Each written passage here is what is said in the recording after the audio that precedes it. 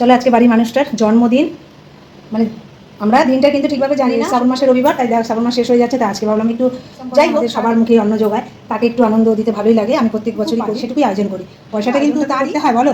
আর একটা গিফট কিনেছি, সেটা কিন্তু আমি আর মেয়ে পছন্দ করে এনেছি, খুবই সামান্য রান্না করেছি আজকে আমি বরের জন্য। আর এই দেখো চাটনি, যেহেতু সুগার ডাস দিয়ে কালারটা এরকম। আর চলো এখানে দেখো আমাদের এটা চিনি দিয়ে কালারটা এরকম। পার্শে মাছ, এটা আমাদের বরের জন্য আলাদা। ডাল দেখো মাছের মুড়ো দিয়ে, সব ভাজা, মানে 5 রকম ভাজা দিয়েছি। বেগুন আছে, কাঁকরোল আছে, আলু আছে, বরবটি আছে, মাছ ভাজাটে।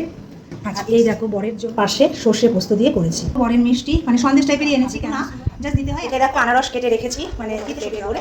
আর এই দেখো পায়েস করেছি, পায়েস বলতে টক দই দেবো খেতে, ব্যাস এইটুকু আয়োজন করেছি। চলো হ্যাঁ খোলো।